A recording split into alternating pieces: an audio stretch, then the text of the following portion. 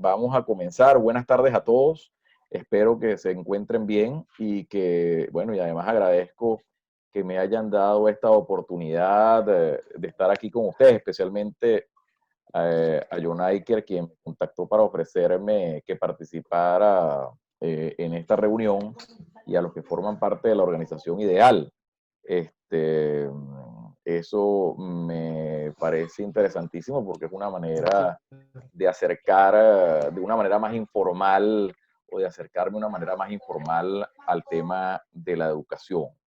Estas iniciativas son, además, en este momento siempre importantes, porque no solamente se trata el tema de lo que ya algunos de ustedes vieron en las materias, en obligaciones, sino, y los que la están viendo ahora, los pocos que han podido tener la oportunidad de ver los temas, bueno, sino porque también permiten tratar temas actuales, temas del día a día, que nos acercan ese deber ser del derecho a la vida diaria, ¿no? A cómo se solucionan o cómo se están solucionando las cosas en la vida diaria.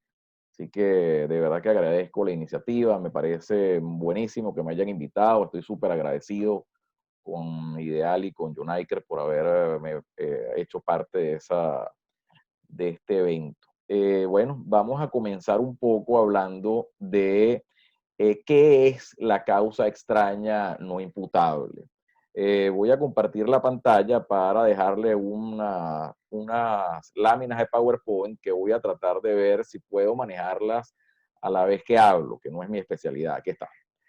Eh, Bien, vamos a hablar de los efectos de la causa extraña no imputable en las obligaciones contractuales. La causa extraña no imputable no se aplica únicamente, es decir, la institución de la causa extraña no imputable no se aplica únicamente a las obligaciones contractuales, pero en este caso nos vamos a estar refiriendo únicamente a los efectos de la causa extraña no imputable en las obligaciones que derivan de los contratos.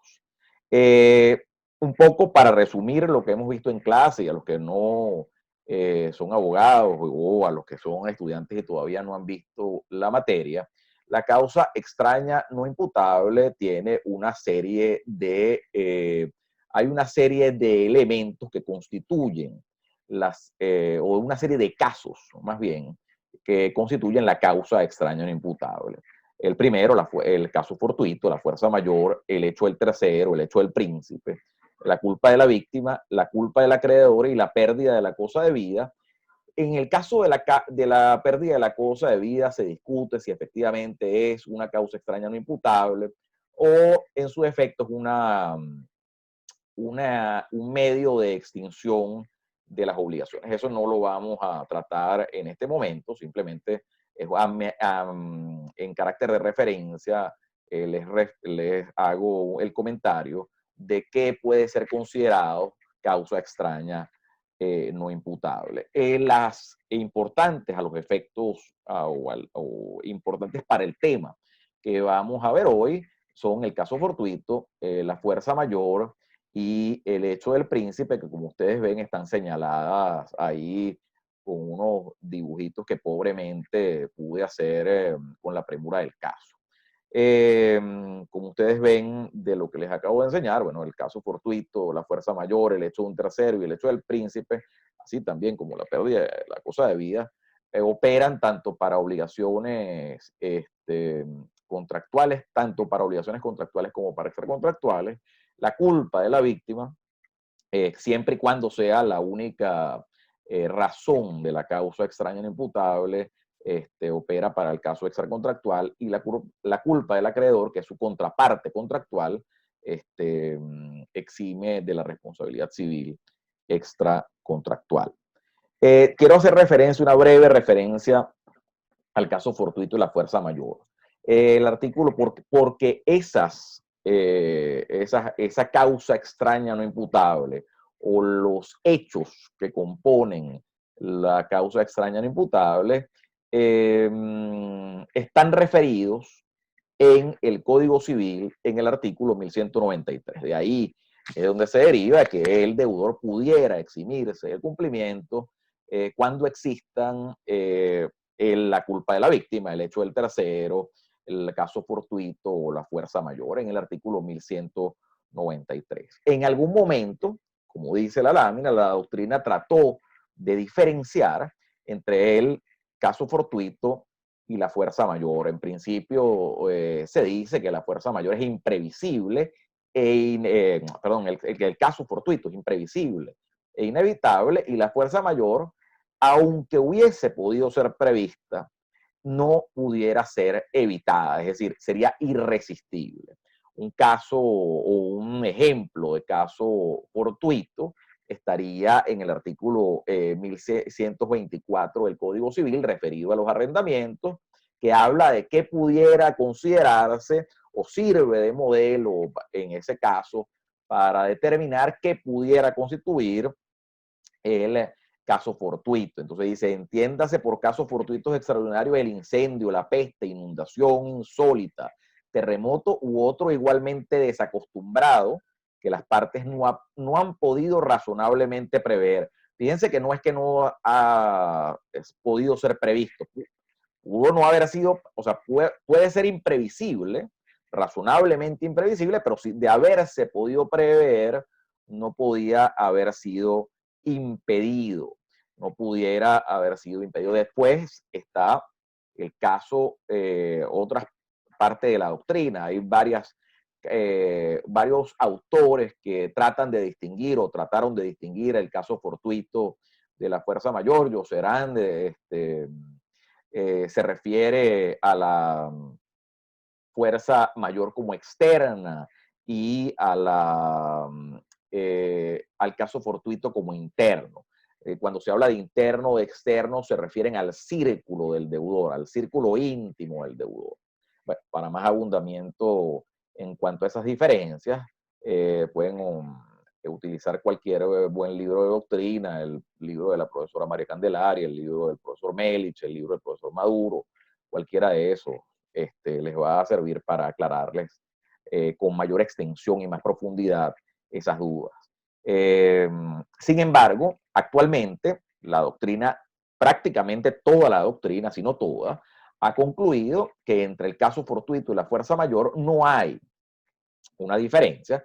Todos son eventos imprevisibles, ya sean irresistibles o sin haber sido previstos, bueno, evidentemente no pudieron haber sido evitados.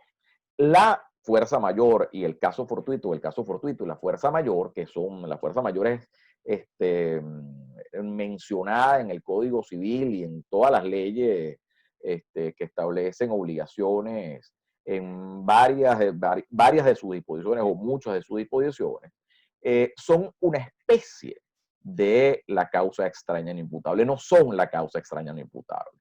Como le dije antes, la causa extraña no imputable tiene su manifestación, además de en el caso fortuito y la fuerza mayor, en el hecho del tercero, en el hecho del príncipe, en la culpa del acreedor, etc. Eso ténganlo muy en cuenta. Es decir, la causa extraña no imputable es el género, todos los demás son especies de causa extraña no imputable. ¿Cuáles son entonces las características de la causa extraña no imputable? Las características de la causa extraña no imputable en principio es su imposibilidad. Es decir, la imposibilidad absoluta y cierta que tiene el deudor de cumplir. Ahí hay que hacer una observación importantísima porque ustedes van a oír y están oyendo frecuentemente en los distintos foros en los que se están tratando temas relativos a la pandemia del COVID, que se confunde imposibilidad con dificultad, con excesiva dificultad, con excesiva onerosidad. La causa extraña no imputable solamente se puede producir cuando hay, o se puede alegar, o se puede oponer, cuando hay imposibilidad absoluta de cumplimiento, imposibilidad que puede ser legal o natural. Ya vamos a hablar, bueno, cuando hablamos de la imposibilidad legal, hablamos del hecho del príncipe. Entonces, esa imposibilidad debe ser absoluta. Si se está hablando de una dificultad, es decir, la obligación para el deudor se vuelve más difícil o más onerosa, es decir, le cuesta más cumplirla, ahí no estamos hablando de imposibilidad absoluta. Perdón, no pudiéramos estar hablando de causa extraña no imputable. En ese caso se pudiera eventualmente hablar de la teoría de la imprevisión, que como ya veremos no está acogida formalmente en la legislación, en el Código Civil, porque ya vamos a hablar de cómo se ha acogido de otras maneras en Venezuela. Entonces, cuando se habla de dificultad, de extrema dificultad o de excesiva onerosidad, estamos hablando, estaríamos en el terreno de la teoría de la imprevisión. Otra de las características que debe tener, y estas características tienen que ser concurrentes, otras de las características que debe tener la causa extraña no imputable es que sea sobrevenida, es decir, esa causa extraña, que ese hecho ajeno, exterior, sea sobrevenido posterior a que el deudor contrae la obligación. No puede haber existido en el momento en que la obligación se contrae, puesto que de esa manera ambas partes estarían claras en cuáles son las condiciones para cumplir. Tomen eso muy en cuenta para este caso de la pandemia, porque no es lo mismo haber suscrito un contrato, perfeccionado un contrato en el año 2019, noviembre, octubre, diciembre, que haberlo perfeccionado en abril o mayo. En noviembre, diciembre, enero, febrero, el COVID-19 era una causa que no se conocía como que pudiera afectarnos a nosotros en Venezuela. Probablemente se conocía como una enfermedad, probablemente se conocían lo que existían unos brotes en Wuhan, pero no se sabía la magnitud de ese virus, por lo cual nosotros no podíamos, los contratos que se perfeccionaron no tenían en cuenta la existencia de esa pandemia para nosotros. Por lo tanto, para esos contratos, la pandemia sí fue un evento sobrevenido. Para los contratos firmados en abril, en mayo, en junio, pues probablemente, o como regla general, se pudiera decir que la pandemia no es bueno, pues se puede decir sin problema alguno que la pandemia no es un evento sobrevenido, ya se conocía.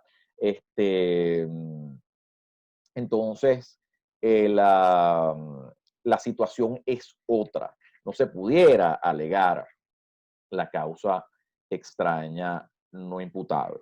De la misma manera, la causa extraña no imputable debe ser, como antes dijimos, imprevisible.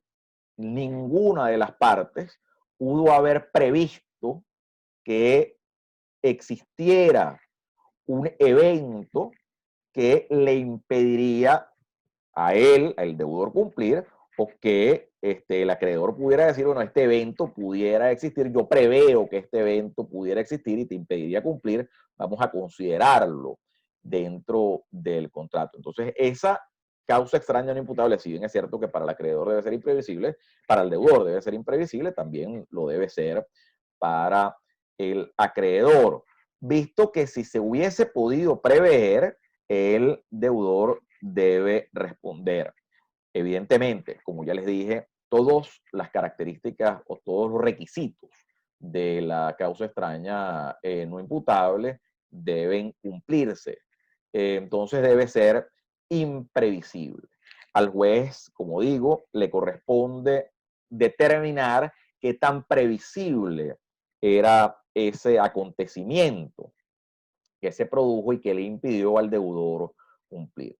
Debe ser inevitable, es decir, como ya les dije cuando hace pocos segundos, cuando hablamos del acaso fortuito, la fuerza mayor, si no se pudo prever, no se pudo evitar, pero pudo haberse podido prever, pero igualmente no pudo haberse evitado. Entonces, de igual manera, sea que se haya podido prever, pero no evitar, o sea que no se haya podido prever ni tampoco evitar, estaríamos en presencia de un elemento de la causa extraña no imputable. En virtud de que si hubiese podido ser evitado, entonces el deudor lo que sería, o sea, se convertiría en un deudor negligente. Es evidente que para que proceda la causa extraña no imputable, el deudor debe estar ausente de culpa, no debe ser un deudor culposo. Entonces, esos son los elementos, todos esos elementos son elementos concurrentes para que pueda alegarse con éxito, si se quiere alegar con éxito, la causa extraña no imputable. ¿Cuáles son los efectos de esa causa extraña no imputable? Los efectos de la causa extraña no imputable son es la liberación de el deudor. Esa liberación, aquí están unas palomitas que se liberan de esa jaula que pudiera ser la obligación a la que estaban sometidas. Esa liberación puede ser una liberación definitiva o puede ser una liberación temporal. Si la causa extraña no imputable, por ejemplo, toma un tiempo que excede el que tenía el deudor para cumplir, pudiera el deudor verse eximido de la responsabilidad civil definitivamente, pudiera verse eximido de cumplir y de la responsabilidad civil que ese incumplimiento le ha causado de manera definitiva. Esa liberación definitiva puede ser total o parcial, según que el deudor haya cumplido la obligación total o parcialmente. Si bueno, o la haya incumplido, disculpen, total o parcialmente. Si el deudor incumplió totalmente, esa liberación va a ser total. Si incumplió parcialmente, la liberación va a ser una liberación parcial.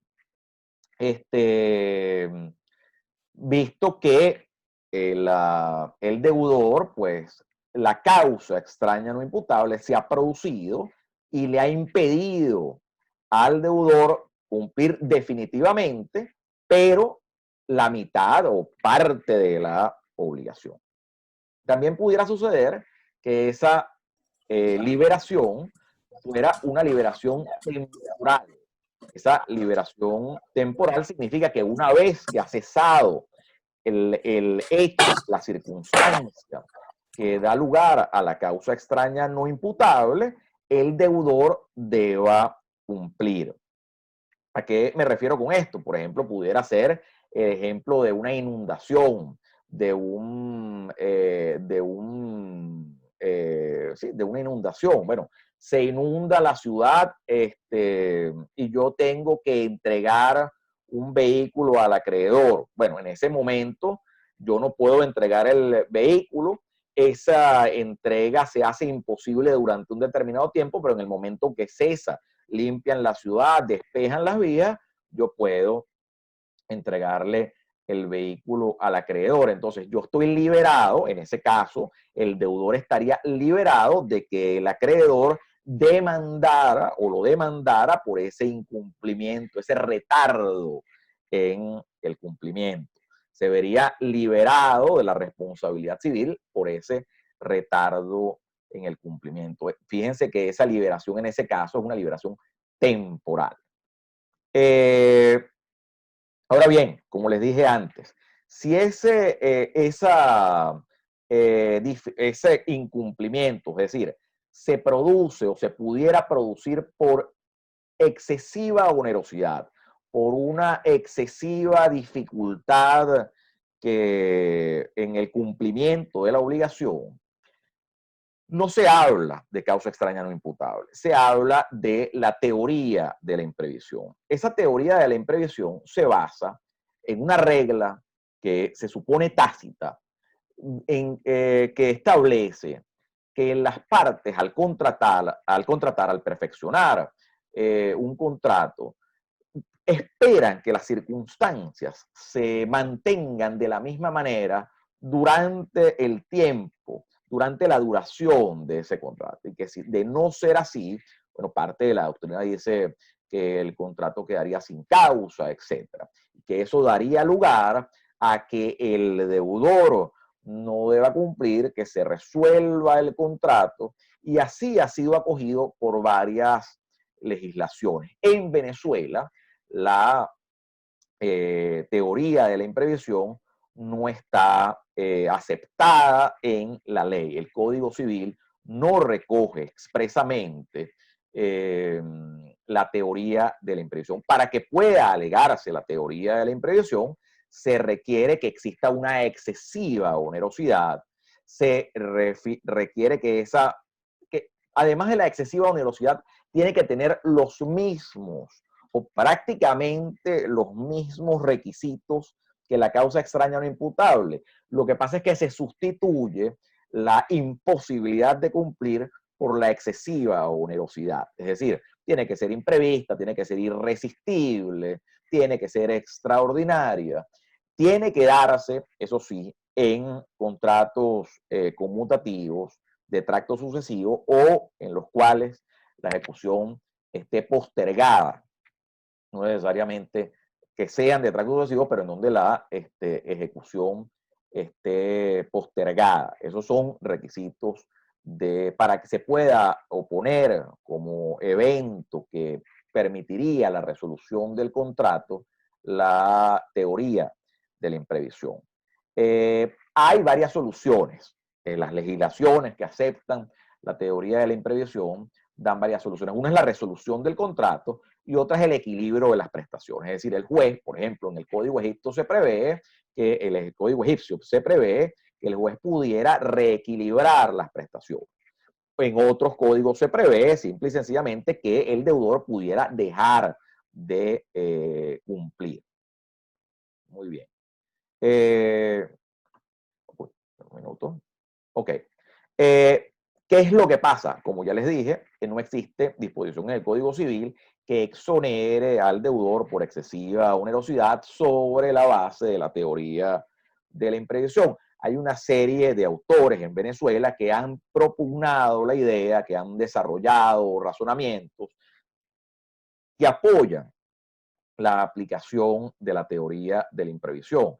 En Venezuela, desde el punto de vista formal, lo que se ha acogido es que simple y sencillamente el artículo 1264 del Código Civil, que prevé el efecto de las obligaciones, impediría igual que el 1159, que establece que el contrato es ley entre las partes, impediría que se aplicara la teoría de la imprevisión.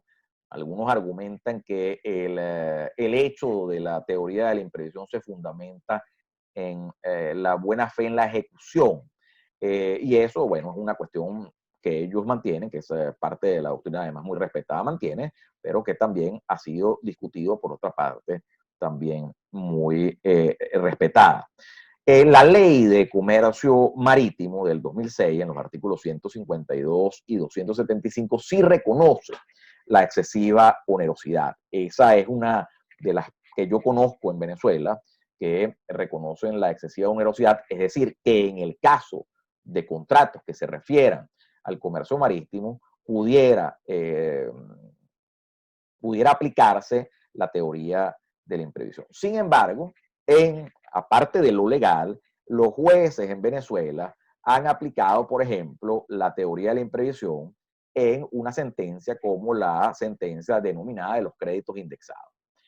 Lo que pasa es que las personas que defienden la teoría de la imprevisión no parecen obviar esa sentencia de los créditos indexados, que es la sentencia también denominada Asodebiprilara, porque pues también esa sentencia los afectó o afectó a una parte muy importante del sector bancario, y la sentencia, a pesar de que refiere el tema de que los deudores hipotecarios que contrataron en un momento determinado, no pudieron pagar o se le hacía prácticamente imposible pagar, cumplir con sus obligaciones derivadas de los créditos que les otorgaron, en virtud de que esos créditos se iban indexando con una inflación que era galopante.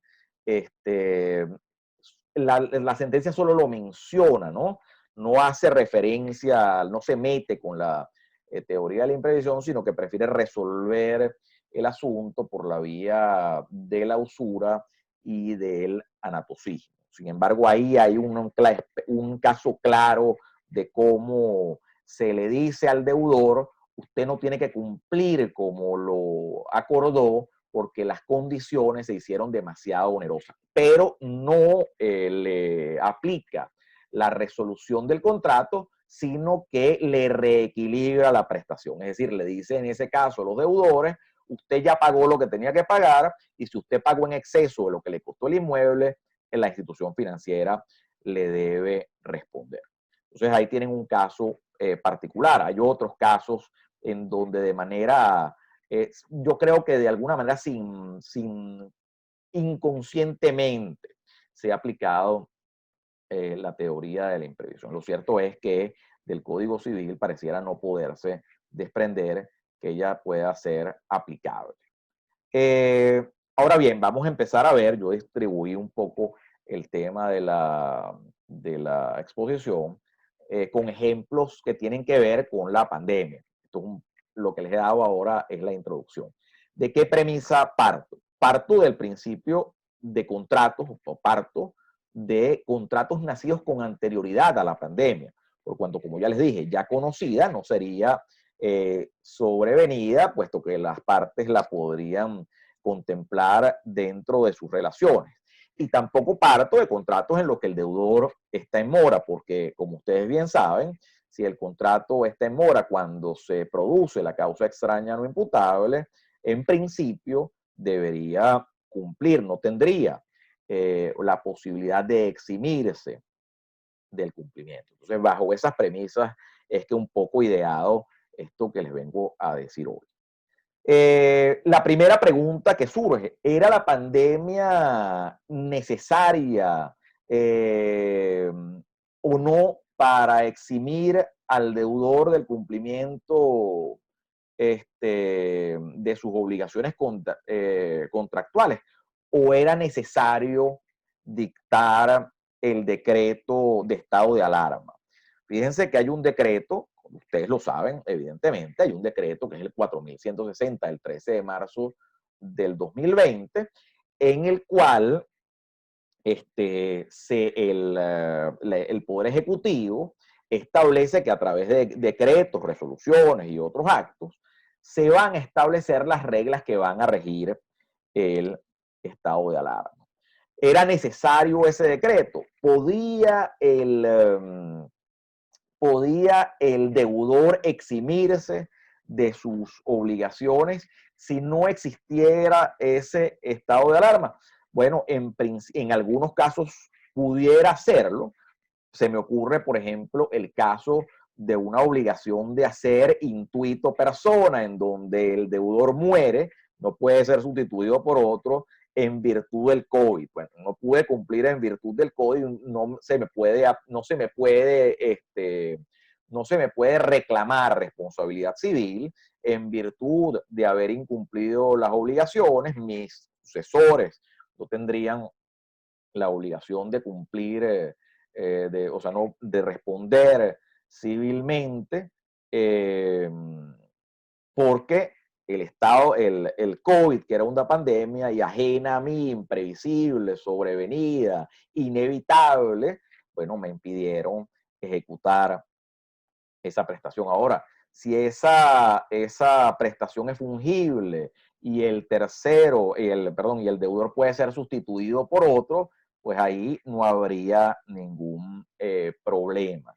A mi manera de ver, puedo estar equivocado.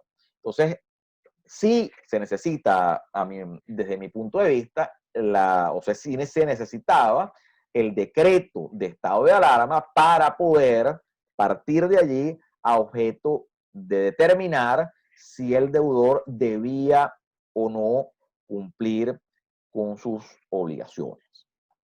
¿Qué es lo que pasa, por ejemplo, en el contrato o en los contratos de arrendamiento?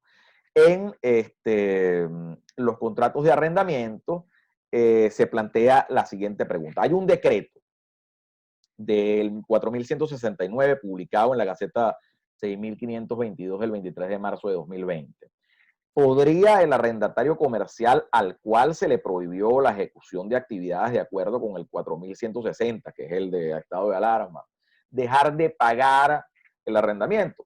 Bueno, parece que depende. A la gente que habla con los abogados parece que también tampoco les gusta que las cosas dependan. Bueno, no hay una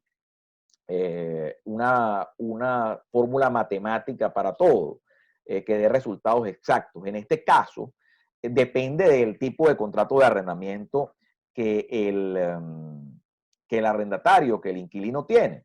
En el caso de un inquilino de carácter comercial, que es al que me estoy refiriendo en el ejemplo, que tenía que pagar ese arrendamiento, que tenía que cumplir con la obligación de pagar con el arrendamiento,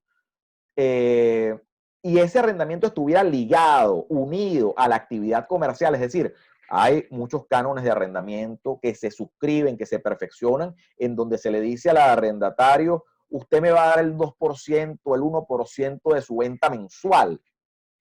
Por ejemplo, si yo no vendo, porque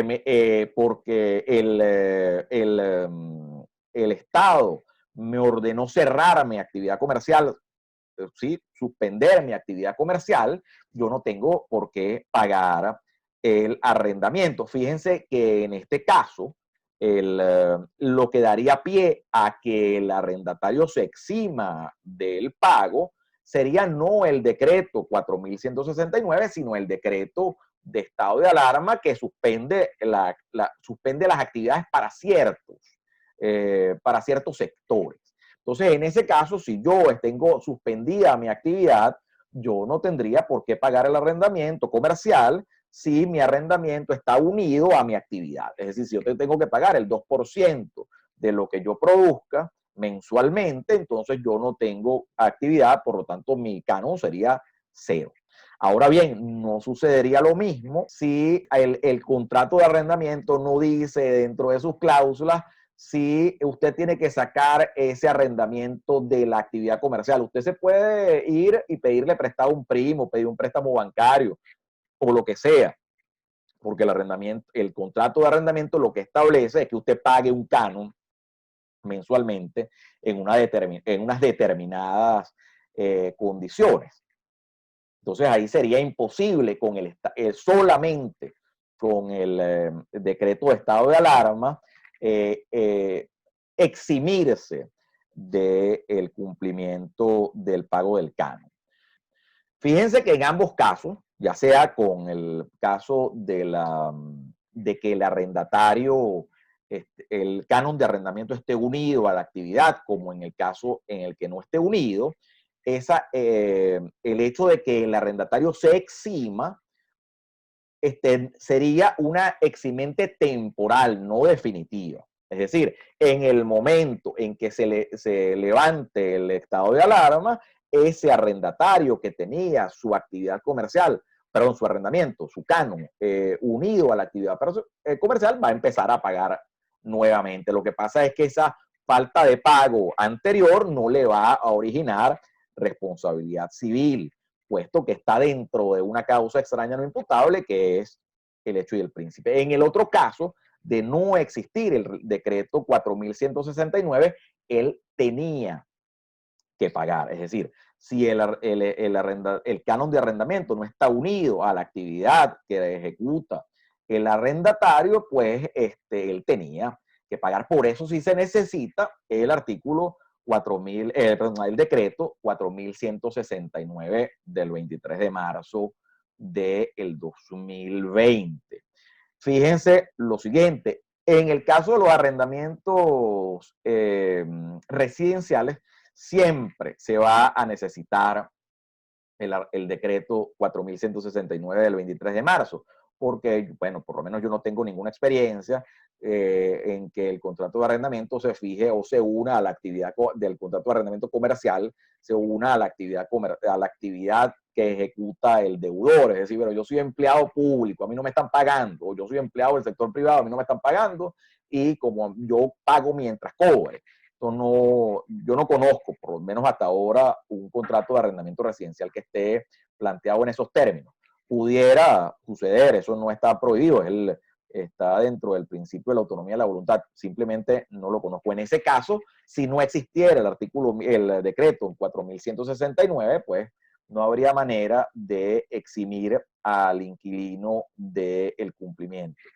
Fíjense nuevamente, esa eximente de responsabilidad es una eximente temporal, mientras dure el estado de alarma o durante los 6 meses a los que se refiere el decreto 4169, el inquilino está eximido de pagar los cánones, pero sí tendrá que pagar en el momento en que cese el estado de alarma. Y no solamente tiene que pagar los arrendamientos, porque también lo eximieron de pagar los arrendamientos que tenía atrasados, una cosa que es medio ilógica y loca, pero así es. Pero en el caso de los que no tenían atrasados, sino que se iban a causar dentro del tiempo de la pandemia, ahí ese inquilino está eximido temporalmente de pagarlo, pero nuevamente tiene que empezar a pagar esos, no solamente tiene que empezar a pagar, sino que tiene que cumplir con lo que no había cumplido durante la pandemia, o con lo que esa suspensión del pago de los cánones, una vez levantado el estado de alarma, le obliga al inquilino a pagarle al arrendador los cánones que se causaron durante ese tiempo. Lo que pasa es que el arrendador no va a poder reclamar daños y perjuicios, es decir, no va a poder reclamar los intereses de mora, ni va a poder resolver el contrato en virtud de ese incumplimiento temporal. Entonces creo que con esto un poco explico el tema de si se necesitó o no y en qué casos el decreto de estado de alarma y el decreto que suspende el pago de los arrendamientos. Después tenemos el caso clarísimo, o clarísimo, súper común, más que claro, súper común de el contrato de trabajo. En el mismo decreto de estado de alarma se establece que el presidente de la República ordena la suspensión de las actividades.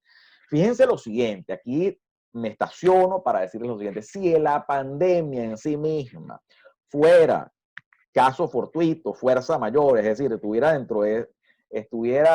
una causa extraña e imputable constituida por el caso fortuito y la fuerza mayor, no sería necesario que yo dijera, yo no voy para mi trabajo porque aquí hay una pandemia y yo no voy a arriesgar mi vida y usted me tiene que ver cómo me resoluciona. Usted no me puede resolver el contrato, usted no me puede despedir justificadamente porque aquí hay una pandemia y como ya todo el mundo sabe y la OMS decretó que había una pandemia, pues usted no puede despedirme justificadamente. Eso pues no es tan cierto, porque hay una gente que sí puede trabajar, que sí va a su trabajo, y tanto es así que hay sectores de la economía que están en donde se están ejecutando actividades. Entonces, también era necesario ese decreto de estado de alarma para decir, bueno, quiénes no van a trabajar. Y en virtud de quienes cierran sus actividades, de quienes no tienen actividad y de que los trabajadores no pueden acudir a sus trabajos, entonces, en ese caso, se le dice al patrono, la relación de trabajo se encuentra suspendida. La ley orgánica del trabajo, las trabajadoras y los trabajadores y los trabajadorcitos, también los niños trabajan, no sé por qué no se les contempló en el nombre de no era por hacerlo más corto, obviamente, porque ya es suficientemente largo, tranquilamente se pudo haber contemplado que se dijera de los trabajadorcitos. Eh, Contempla que una causal de suspensión de la relación de trabajo es la fuerza mayor. Entonces, existiendo una fuerza mayor, lo denominan fuerza mayor, pero como ya ustedes saben, es una causa extraña no imputable que constituida por la fuerza mayor o por el caso fortuito. Independientemente de eso, pues esa constituye una causal de suspensión del trabajo, de la relación de trabajo. Pero la ley dice, en el caso de que la relación de trabajo se encuentre suspendida, el trabajador no tiene por qué prestar el servicio, ni el patrón no tiene por qué pagar el salario. Hay unas cosas que sí siguen sucediendo, pero el patrono no tiene por qué seguir pagando el salario durante el tiempo de la suspensión. ¿Qué pasa ahí? Pues eso ha tenido, o creo que ha tenido una solución. Creo que en el caso de las personas que no están prestando servicios, el Estado se ha sustituido en el patrono a efectos de pagar o todo el salario, o parte del salario, eso no lo tengo claro. Lo cierto es que el patrono, pues, no me estás prestando el salario, además, también un poco en ejecución de la excepción non ad impleti contractus, pues mira, tú no me estás prestando el servicio porque por el hecho de que existe un hecho del príncipe, yo no te tengo por qué pagar el salario. ¿Qué pasa con los patronos que habían pagado o adelantado salarios? Bueno, un tema que se refiere a la teoría de los riesgos. Tampoco, aun cuando de repente no hubiese habido un decreto en el cual se suspende la relación, había un decreto de inamovilidad laboral. Entonces, eh, pudiera decirse que la pandemia, no sé si pudiera decirse que la pandemia pudiera servir de argumento para decir no hay causa justificada de despido porque hay una pandemia. No lo creo, porque como les dije, hay otras personas que podían trabajar. Si yo podía venir para el trabajo, tú también podías venir. No había causa justificada en la pandemia. Tendrías que alegar el, ¿cómo se llama? El decreto de estado de alarma que suspende las actividades. Entonces, en principio, pues el patrón no tiene por qué pagar el salario, el, el trabajador no tendría por qué asistir si está dentro de esas actividades económicas que no tienen, están cerradas, están canceladas, suspendidas la actividad, eh, pero el patrono no pudiera despedirlo, no tendría una causa justificada para despedirlo. Eh, Fíjense que ayer recibí un mensaje en donde dice que, no estoy seguro, ahorita no lo tengo claro, si era la consultoría jurídica, creo que era la consultoría jurídica del Ministerio del Trabajo, que decía que los trabajadores, en virtud de que este no es un periodo vacacional, tienen derecho a las vacaciones, es decir, que levantado el estado de alarma, si yo pasé un año en mi casa, yo además acumulo tiempo para pedir mis vacaciones, si soy trabajador. Eso hay que analizarlo con detenimiento. Yo en principio, sin haberlo estudiado profundamente, diría que la vacación es producto del trabajo, y si no hay trabajo y no se ha generado el derecho a la vacación porque la relación está suspendida, pues el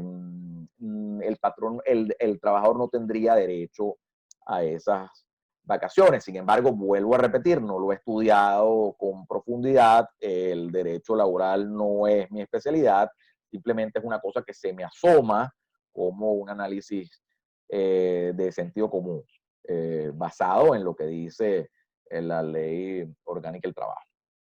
Les iba a hacer ese comentario en virtud de que ayer justamente me llegó una comunicación, una foto, una comunicación en donde se decía que el trabajador iba a tener derecho a sus vacaciones si se levantaba el estado de alarma, porque no estábamos de vacaciones, estábamos encerrados en nuestra casa sin querer.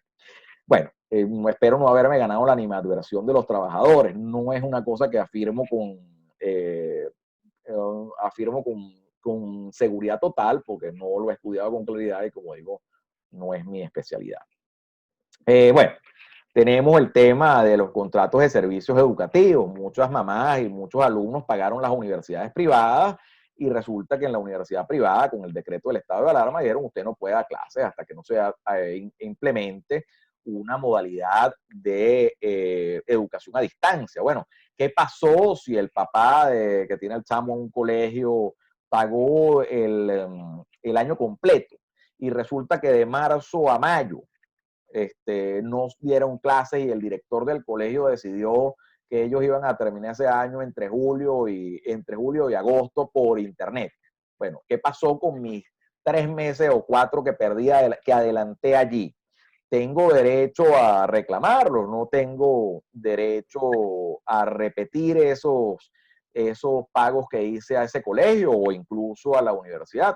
Eso es una cosa que hay que plantearse. Ojo, pudo ser que la universidad dijo, mire, yo voy a dar clases por internet y lo que ustedes pagaron, pues se lo vamos a atribuir, a imputar a los meses que se van a dar las clases por la vía telemática. No lo sé, es un tema que está ahí para la discusión. Lo mismo sucede en el caso de los contratos de espectáculos públicos. Se prohibió la exhibición de obras, sí, la exhibición de espectáculos públicos y la prohibición sí, de expender alimentos y bebidas además. ¿Qué pasa si yo compré un ticket para una función de teatro el mes que viene, porque esa función de teatro se agota y tengo 3 meses que compré las entradas para un concierto y resulta que ese concierto no se va a dar? Puede el, el cliente, el espectador, reclamar los daños y perjuicios que se derivan del incumplimiento del deudor, que es el empresario del espectáculo público. Como le digo, puede ser que eso el empresario del espectáculo público se lo impute, el pago que se hizo se lo impute a otra obra, pero habrían unos daños y eventualmente se pudieran generar unos daños y perjuicios y a mi manera de ver, esos daños y perjuicios no se pudieran demandar en virtud de que el hecho del príncipe lo prohíbe. Un pequeño paréntesis, porque acabo de hablar del hecho del príncipe. Esto evidentemente está diseñado y esta conferencia está diseñada para los que crean que el príncipe es príncipe. El que crea que el príncipe no es príncipe, pues bueno, no puede estar, o sea, tiene que estar claro en que esto no se aplica. Ahora llegamos a la gran pregunta, el cumplimiento de las obligaciones pecuniarias. No se puede dejar de pagar las obligaciones pecuniarias. Es decir, no existe forma de que el deudor se exima del cumplimiento ni temporal ni definitivamente del cumplimiento de las obligaciones pecuniarias. Bueno, pudiera eximirse temporalmente, pero siempre va a tener que pagar las obligaciones pecuniarias. En el caso de la causa extraña no imputable temporal, bueno, la va a pagar cuando esa obligación cese, pero nunca va a haber una causa extraña no imputable que impida definitivamente al deudor pagar las obligaciones pecuniarias, porque como son obligaciones de dinero, pues el deudor siempre tendrá la posibilidad de conseguir el dinero para pagar. Así que no hay posibilidades de que el deudor deje de cumplir definitivamente con una obligación pecuniaria. Fíjense que la superintendencia de bancos, en el caso de las obligaciones pecuniarias, eh, emitió una resolución en donde le dice a los bancos, y evidentemente eso afecta a los deudores, que ellos, los deudores, tienen derecho a reestructurar o a que se le reestructure la deuda en el caso de préstamos de financiamientos liquidados total o parcialmente al 13 de marzo del 2020, ya sea que se que correspondan con la cartera, ya sea que correspondan a la cartera productiva única nacional, expresados en unidad de valor de crédito comercial y unidad de valor de crédito productivo, y que resulten afectados por razones de suspensión de sus actividades comerciales y no hayan registrado ingresos suficientes por concepto de la venta de bienes o prestación de servicios. Pueden solicitar la reestructuración. En el caso de las deudas emitidas con ocasión de la ley de mercado de valores es un tema totalmente distinto, y en donde la Superintendencia Nacional de Valores no puede decidir qué es lo que va a pasar entre ese acreedor y deudor. En esos casos, bueno, creo que el deudor, por ser una deuda pecuniaria, va a tener que cumplir con esas obligaciones al vencimiento. Entonces, pero en el caso de la banca, pues se emitió esa resolución de 008-2020 en donde se acuerda la reestructuración. Fíjense nuevamente, no es que se le exime al deudor de pagar la obligación pecuniaria. Se le dice, usted puede reestructurar su deuda en virtud de que usted no produjo, no tuvo actividad y no produjo eh, sí, no produjo flujo de caja pagar esos, para pagar esos préstamos, para pagar esos financiamientos. Eh, Hay un tema ahí desde el punto de vista bancario, es qué tanto va a afectar, y eso ya sería otro tema, un tema de discusión para el caso de la regulación bancaria, qué tanto va a afectar a los bancos el incumplimiento en virtud de la pandemia, es decir, cómo han sido afectados los deudores y cómo los bancos van a ser afectados y qué medidas va a tomar la Superintendencia de Bancos para paliar la situación financiera en la que se van a encontrar los bancos, qué ajustes se le van a tener que hacer a los estados financieros de los bancos para que los índices que se manejan en la banca puedan reflejar la situación y que los bancos tengan alguna oportunidad de respirar. Bueno, finalmente, o prácticamente finalmente, el decreto de estado de alarma establece unas excepciones. Esas excepciones, ¿por qué las pongo aquí? Las pongo por una razón muy sencilla, un poco para justificar el hecho de que la sola pandemia, de que solo el virus del COVID-19 no justifica la causa extraña no imputable, no justifica la oposición de la causa extraña no imputable, porque si eso fuera así, pues en ninguno de estas excepciones pudieran existir. Es decir, pudiera trabajar todo el mundo o no pudiera trabajar nadie, ¿no? Entonces, un poco por eso es que refiero las excepciones a las que se refiere o a las que hace mención el decreto de estado de alarma. Finalmente, las conclusiones, porque creo que ya he hablado lo suficiente y me gustaría escuchar sus preguntas. Lo primero que debo decir es que lo importante al analizar si el deudor puede eximirse de cumplimiento derivado de la causa extraña no imputable es que se cumplan los requisitos que la constituyan. Segundo, el decreto de estado de alarma, las resoluciones y demás actos administrativos dictados con efectos generales son fundamentales para determinar si el deudor está eximido del cumplimiento definitivo o temporal. El deudor, como ustedes saben, se presume culpable en las relaciones contractuales del incumplimiento, por lo que es a él a quien le corresponde la prueba de la causa extraña no imputable, como lo establece la disposición contenida en el artículo 1271. Cada caso que se presente debe analizarse individualmente. Es decir, el éxito en la oposición de la causa extraña no imputable derivará de que en el caso concreto se cumplan los requisitos que la componen.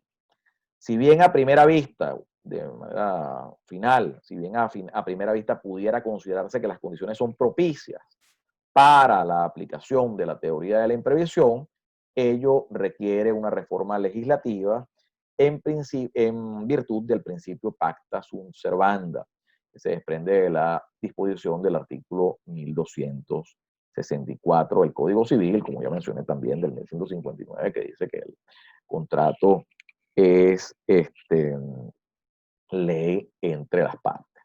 De esta manera finalizo la exposición, espero que haya sido de su agrado y los dejo con John Iker para que contestemos las preguntas que pudieran surgir, si es que ha surgido alguna. Yo espero que sí. Muchas gracias a todos por oírme y por tener la paciencia de esperarme hasta esta alta hora de la noche. Ya déjenme terminar de compartir la pantalla para poder ponernos en el modo de ver a los participantes. Bien.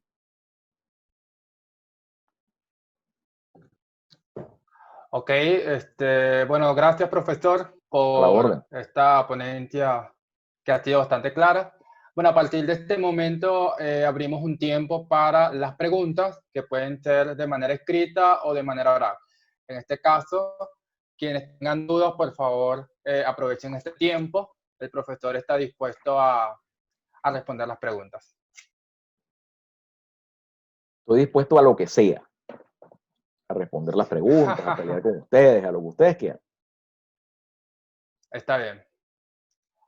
Si alguna persona tiene alguna duda, alguna pregunta o simplemente algún comentario que quiera aportar a la ponencia, bienvenido a la discusión. Buenas, John Iker. Aquí tengo una pregunta. Ok, Hola, perfecto. Alberto. Profesor Víctor, ¿Cómo está? saludos. ¿Cómo le va? Bien, vale. Primero que nada, bueno, dar las gracias por prestarse a este espacio de academia ante estas condiciones tan graves que estamos viviendo hoy en día. Y nada, felicitarlo porque, bueno, obviamente la ponencia estuvo acompañada de la magistralidad y la excelencia que siempre daban en sus clases. Sin duda alguna, de los mejores profesores que yo tenía en la facultad.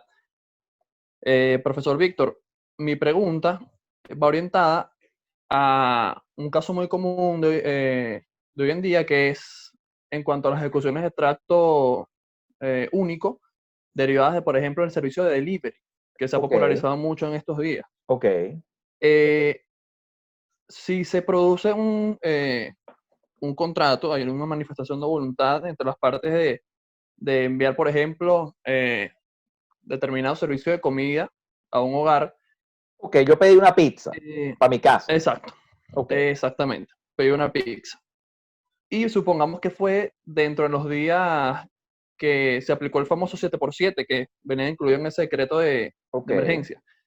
Pero como ya sabemos, en el caso de Distrito Capital y algunas otras dependencias, en algunos otros estados, se suspendió ese 7x7. Ok. Y bloquearon las vías, digamos, autopistas, vías públicas, por decirlo de alguna manera. Okay. Y el servicio de delivery no puede prestar dicho servicio. Okay. Ellos podrían alegar esa... Bueno, fíjate lo siguiente. Un poco de eso era de lo que, o sea, un poco a eso era a lo que me refería. Cuando tú analizas si existe o no la causa extraña no imputable, tú tienes que analizar cuáles son los elementos de esa causa extraña no imputable y si esos elementos se aplican a tu caso. Yo pedí mi pizza. Bueno, imagínate tú que estás con hambre en tu casa esperando esa pizza. Bueno, tienes que agarrar el libro de María Candelaria o el libro de Maduro y decir, bueno, ¿cuáles son los elementos de la causa extraña no imputable? Los elementos de la causa son imputables son sobrevenidas, son irresistibles, son inevitables, etc. Entonces, bueno, tú dices, bueno, pero ven acá. Primero, bueno, ese es un ejemplo un poco bien de laboratorio, porque si yo tengo ganas de comer pizza ahorita y no están trabajando, pues para mí, o sea, si ya me decretaron el 7x7 y estoy en los 7 días en que no pueden trabajar, pues ahí ni siquiera habría la posibilidad de que yo pidiera la pizza, ¿no? O sea, ese 7x7 o la Gaceta Oficial tuvo que haber salido en el mismo minuto en donde tú pediste la pizza. Es decir, pero un poco entiendo tu pregunta en el sentido siguiente. Yo pude haber pedido la pizza durante el tiempo en donde estaba activo el 7x7. Es decir, ese pizzero no tenía por qué trabajar. Pero es que lo que pasa es que ahí la causa extraña no es imputable, o sea, la causa no es sobrevenida. Es decir, el pizzero, el señor del restaurante, sabía que no podía trabajar. Él abrió ¿cómo se llama? Su restaurante y estaba haciendo delivery. Él no puede decirte, es que lo que pasa es que yo no te tenía por qué hacer la entrega a domicilio de la pizza, porque tú sabes que yo no tengo por qué cumplir. Yo me eximo de cumplir porque ahorita estamos en el 7%. No, la causa no es sobrevenida. Tú sabías que teníamos un impedimento para trabajar, por lo tanto ahí no pudieras aplicar la causa extraña no imputable. De repente se pudiera pensar en otra situación. En el caso en el que tú estás, lo que pasa es que en el caso en que tú estás poniéndolo, el decreto de estado de alarma prevé que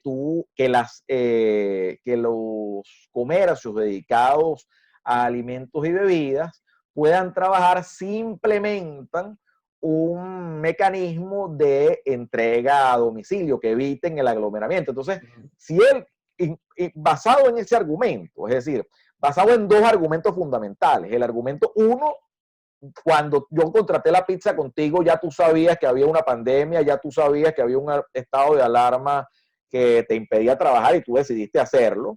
Eso es la primero. Y el segundo de los argumentos es que además, en el caso de que no, ese es en el primero la primera solución que te doy es si no existía el decreto de estado de alarma. Pero ahora existe el decreto de estado de alarma y el decreto de estado de alarma te dice que si tú haces delivery, tú no te puedes eximir de cumplir con tus obligaciones. Es decir, el decreto de estado de alarma le dice, tú implemente un mecanismo para que usted entregue a domicilio. Tú lo implementaste y por lo tanto tú tienes que responder por las obligaciones que contrajiste, ¿no? Bueno, profesor, muchísimas gracias por aclarar la duda. Ahora, si puedo tomarme el atrevimiento de preguntar otra. Dígame, no, Yo sería claro, un las caso que más tú quieras. hipotético. En caso de que se dictara o se modificara el decreto de estado de emergencia y se suspendieran los pagos del canon de arrendamiento, como se han hecho en algunos otros países, digamos Francia, Honduras, etcétera, se estaría solo suspendiendo el pago hasta que cese la pandemia o se estaría extinguiendo la obligación de pagar No. de parte del arrendatario. Fíjate, como lo expliqué al principio, como precisamente ese asunto, en Venezuela hay un decreto que suspende el pago de los cánones de arrendamiento. De no existir ese decreto y de no estar el arrendamiento unido a la actividad del arrendatario, no se pudiera el arrendatario eximir de pagar porque esa es una obligación pecuniaria. Es decir, el canon de arrendamiento es una obligación pecuniaria. El arrendatario no se pudiera eximir de pagar. Por eso es que se necesitó hacer, como les digo, en el caso de que el arrendamiento no esté unido a la actividad del arrendatario, el arrendatario tendría inevitablemente que pagar. Por eso es que se dicta ese decreto que suspende el pago por 6 meses. ¿Qué es lo que hace ese decreto? Ese decreto lo que hace es suspender digamos, elimina la posibilidad de que el acreedor demande la responsabilidad civil ¿cómo se llama? Del deudor y reclame la resolución del contrato por falta de pago, en virtud de que el decreto te dice tu obligación está suspendida, pero no está suspendida en el sentido de que tú vas a dejar de pagar el canon. Es decir, no es que te exime del canon, porque si eso fuera así, habría un supuesto en donde el arrendador se encontraría disminuido, es decir, habría un enriquecimiento del arrendatario que se quedó con unos cánones habiendo utilizado el inmueble, en virtud de que, como ustedes ven, o en el decreto, del decreto se desprende, el arrendador no puede cobrar el canon, pero tampoco puede reclamarle al deudor que desaloje el inmueble. Es decir, entonces estaría haciendo ¿cómo se llama? Dictando una norma, emitiendo una norma que es absolutamente injusta, absolutamente una norma sin desproporcionada absolutamente. Entonces el Estado le dice, no, ya va, espérese un momentico, usted va a tener que pagar. Lo que pasa es que no va a tener que pagar dentro en el momento en que le corresponde, sino va a tener lo que pagar cuando cese el estado de alarma, vaya arreglando con su arrendador cómo es que lo va a hacer.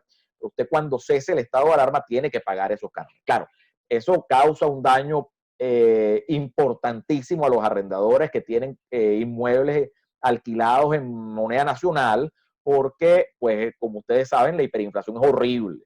Entonces, pues, bueno, imagínese usted que usted deba medio millón de bolívares, 1 millón de bolívares mensuales de arrendamiento y se lo tenga que pagar dentro de 6 meses y usted además tenga derecho de que el arrendador, de renegociar con el arrendador la forma como le tiene que pagar el canon. Entonces ese millón de bolívares se vuelve saliagua, ¿no? No vale nada. En el caso de los arrendamientos que legalmente están, estoy hablando siempre de lo legal, de que legalmente están pactados, acordados en dólares, bueno, sí se va a causar un daño, que es la imposibilidad de que el arrendador pueda reclamarle al arrendatario que desaloje el inmueble, resolver el contrato, o las indemnizaciones, los daños y perjuicios que se hayan causado por la mora, pero va a poder recuperar un arrendamiento que no está absolutamente devaluado como si estaría el de bolívares. En ese caso, un poco concretando la respuesta, el arrendatario estaría alega la causa extraña no imputable, que es el hecho del príncipe, para no pagar dentro del plazo que le corresponde. O sea, yo no pago en el plazo en el que me corresponde por cuanto me dictaron un decreto que me dice usted no tiene por qué pagar, pague después del plazo. Por lo tanto, con respecto al acreedor, después del vencimiento igual tiene que pagar, ¿no? Después de que cese el estado de alarma, tiene que pagar todos los cánones que se le vencieron durante el estado de alarma. Por eso le digo, con respecto al deudor, el hecho del príncipe, el decreto te dice, usted no tiene por qué pagar durante el tiempo que establezca el estado de alarma. Bueno, ahí no es el tiempo que establezca el estado de alarma, sino 6 meses. O 5 meses y pico, o hay unos días ahí, porque la cosa no salió en el momento que tenía que salir, y se discute si son 6 meses, son 5 meses y pico. Eso no es un problema en este momento. El tema está en que el deudor no tiene por qué pagar en ese plazo, puede hacerlo posteriormente sin que eso traiga una consecuencia, sin que traiga la consecuencia del 1271, es decir, que el acreedor pueda reclamar la responsabilidad civil del deudor. ¿Me explico? Es decir, el acreedor no te puede decir, mira, tú no me pagaste, yo te demando la resolución del contrato y los daños y perjuicios que tú me causaste por no haber pagado a tiempo. Eso no va a pasar porque el decreto de estado de alarma es el que suspende, es el hecho del príncipe que le permite al deudor decir, aquí está mi causa extraña no imputable. Este es el decreto. Yo no tengo por qué pagar. Vamos a la SUNDE, si es que en algún día, una cosa loca, porque además el SUNDE no está abierto, o es bien difícil conseguir que el SUNDE verifique que usted hizo un acuerdo con su arrendador, ¿no? Una cosa, bueno, que desde el punto de vista práctico presenta unos problemas, pero desde el punto de vista teórico, pues está ahí eso que te estoy diciendo. Bueno, profe, nada más que dar las gracias por excelente ponencia, de verdad. Ok, gracias. Bueno, yo no creo que haya sido excelente. Todo lo que yo hago me sale regular. Entonces, que... No, profe, bueno, nada de eso. Nada, bueno, yo doy fe pública que no es así. ok, bueno, eres tú que crees que yo soy una persona chévere, pero yo creo que soy realmente un mediocre, así que, y más bien me halaga mucho que ustedes tengan esa fe en mí y que me tengan en cuenta para para estos eventos, que además agradezco mucho porque al final del día no hay manera de comunicarme con ustedes o de que los profesores se comuniquen con ustedes si no hay el ánimo y la voluntad para que eso suceda. A usted, profe. Entonces, de verdad que lo agradezco mucho. Bueno, vamos a continuar con otra pregunta que escribieron por el chat. En este caso es de Ruzbey Gómez, que dice de la manera siguiente: ¿qué pasa en el caso del pago de los condominios? La pregunta se debe a que muchas personas se toman del decreto para no cancelar el condominio.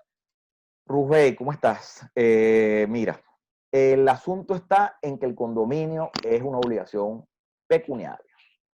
Eso no puedes dejar de pagar las obligaciones pecuniarias. Es decir, ¿qué es lo que, o sea, cuál es el decreto, qué es lo que te puede decir el decreto de estado de alarma? Bueno, el decreto de estado de alarma te dice, yo suspendo la actividad, pero yo no estoy trabajando.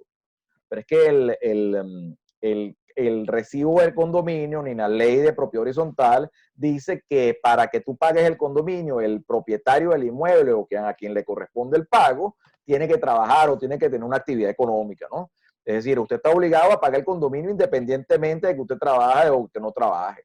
Entonces, y siendo que no es imposible que usted lo pague, porque el dinero siempre lo puedes conseguir, en teoría siempre lo puedes conseguir. Y además está el hecho de que al final, en ese caso, el patrimonio del deudor, en ese caso sería el apartamento, te pudieran ejecutar, de acuerdo con la ley, debido a los condominios insolutos, más de ciertos condominios insolutos dan la posibilidad de que se demande al propietario y se le ejecute el inmueble si no paga.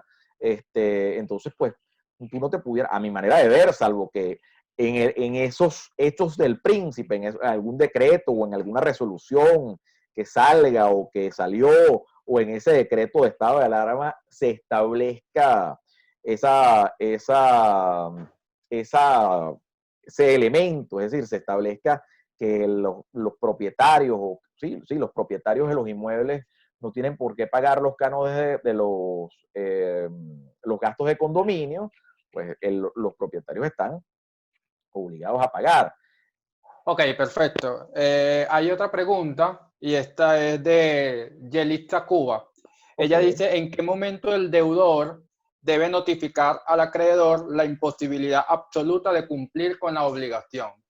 Bueno, es que fíjese lo siguiente. El asunto está en que esa imposibilidad absoluta, en el caso, como digo, en los casos que estamos tratando, que derivan del estado de alarma, fíjate, vamos a poner el ejemplo que acabo de referir de los créditos bancarios, de los financiamientos, de los préstamos bancarios.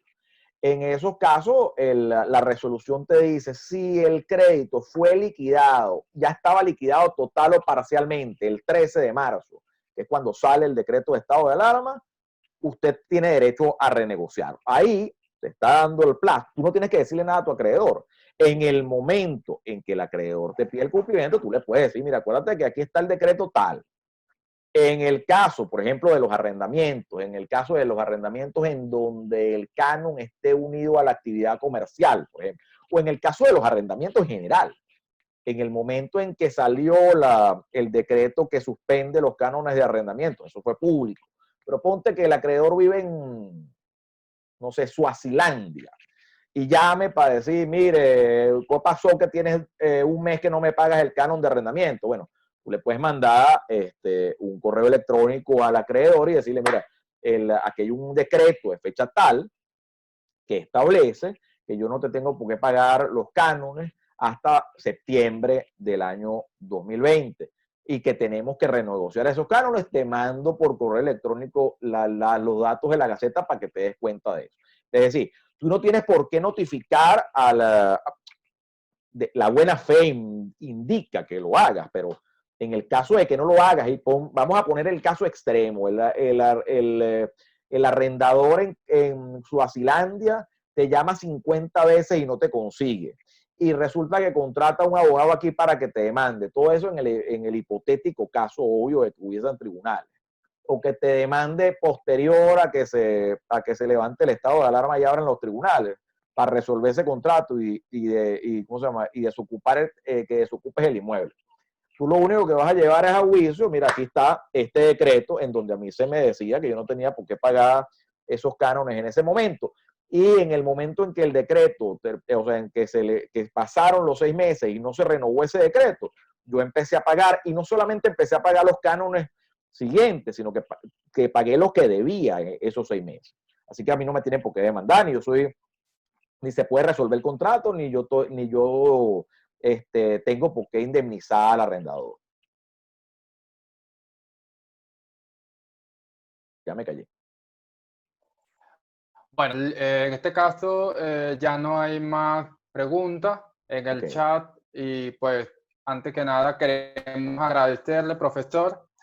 Bueno, sí, aquí hay otra pregunta y tiene que ver con Marta, que dice lo siguiente. En el punto de la liberación del deudor, usted explicó que es definitivo y subdividió en total o parcial. ¿Puede aclarar eso? Sí, cómo no. Para concretar la respuesta un poco, ese incumplimiento, esa causa extraña no imputable, pudiera dar lugar a un incumplimiento definitivo de parte de la obligación o de la totalidad de la obligación. A eso era que me refería. Yo puedo, por el evento de la causa de no extraña no imputable, dejar de cumplir toda la obligación o parte de esa obligación. Sea que el deudor incumpla totalmente o parcialmente, en ese mismo sentido va a estar liberado total o parcialmente. Ok, vamos a cerrar la sesión con esta última pregunta. Y es, en el caso de las empresas como las aerolíneas que cerraron, ¿pueden los trabajadores demandar? Las aerolíneas que cerraron. Bueno, el tema del contrato de trabajo lo que pasa es que ahí hay un tema esa me la pones complicada, porque yo no sé, las aerolíneas no están cerradas. Es decir, lo que hay es una suspensión de vuelos. No fue, porque vamos a ver, cuando yo entiendo que no se utilice el lenguaje correcto, pero fíjate, una cosa es que yo cierre la aerolínea, que es lo que daría lugar a un tema de quiebra, etcétera, de liquidación de la sociedad, una causal de liquidación de la sociedad o de disolución de la sociedad para pasar a la liquidación por la vía de la quiebra. Eso es una cosa que no está sucediendo. Las aerolíneas siguen operando, o sea, siguen existiendo como personas jurídicas de carácter comercial. Lo que pasa es que sus operaciones están suspendidas. Suspendiéndose las operaciones, se suspendieron se suspende la relación de trabajo con los trabajadores. Ya, además, no solamente el decreto suspende los vuelos comerciales, sino que además suspende la actividad, o sea, no establece, suspendiendo la actividad de las aerolíneas, también suspende, pues, que los trabajadores acudan a sus trabajos. Ahí lo que se produciría eventualmente sería la suspensión de la relación. El trabajador, de acuerdo a lo que dice la ley orgánica del trabajo, pues no tendría derecho a cobrar el salario porque no está prestando el servicio. Es decir, el derivado de ese hecho, y que además entiendo que no está, bueno, es que ahí habría un elemento, que es que la aerolínea le impide al trabajador pudiera decirse o pudiera entenderse que la aerolínea le impide al trabajador prestar sus servicios, pero es que además las actividades estaban suspendidas, es decir, él no podía ejecutar esas labores, él no podía ejecutar, porque es que la aerolínea, es que fíjate, la aerolínea no le impide a él la ejecución de su labor, porque el hecho del príncipe, el decreto que le prohíbe a la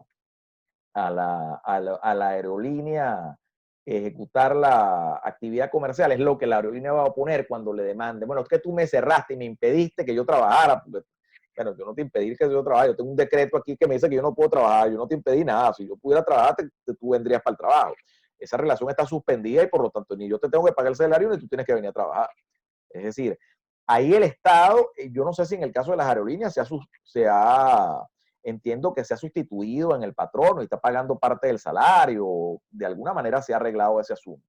Bueno, a partir de cómo se arreglan las cosas aquí, pero se ha tratado de arreglar. De chucuto, pero se ha tratado de arreglar. Lo cierto es que el patrono no debería pagar el salario.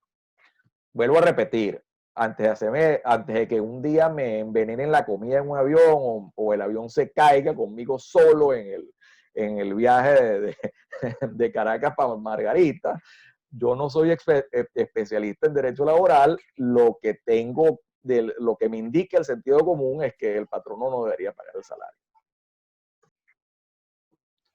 Ok, y Marta pregunta que dónde opera el principio de la autonomía de la voluntad en el decreto 4169. ¿Dónde opera el principio de la autonomía de la voluntad en el decreto 4169? Bueno, yo voy a tratar de interpretar esta pregunta diciendo, ¿dónde queda el principio de autonomía de la voluntad en el decreto 4169? Bueno, en ese caso, el hecho del príncipe se inmiscuye en la voluntad de las partes, interviene afectando la voluntad de las partes, y bueno, evidentemente esa es una afectación al principio de autonomía de la voluntad. Efectivamente, ese hecho del príncipe, afecta la autonomía de la voluntad. Deja sin efecto la voluntad que las partes tenían cuando suscribieron ese contrato de arrendamiento, sin duda alguna. Ok, bueno, ya no tenemos más preguntas. En este caso, pues damos por finalizado este videoforo. Sin antes despedirnos, queremos agradecer al profesor Guidón por su disposición para este videoforo, que desde el principio estuvo dispuesto a dictar este tema, y pues a todas las personas que participaron en esta conferencia y que de alguna manera también pues discutieron este tema tan actual. Bueno, muchas gracias a todos y finalizamos este videoforo. Muy amable, muchas gracias a todos por habernos acompañado. Y nuevamente les agradezco a ustedes que han sido tan benévolos conmigo de invitarme a compartir con ustedes otra vez. Muchas gracias, cuídense mucho y pasen buenas noches. Nos vemos en la universidad próximamente.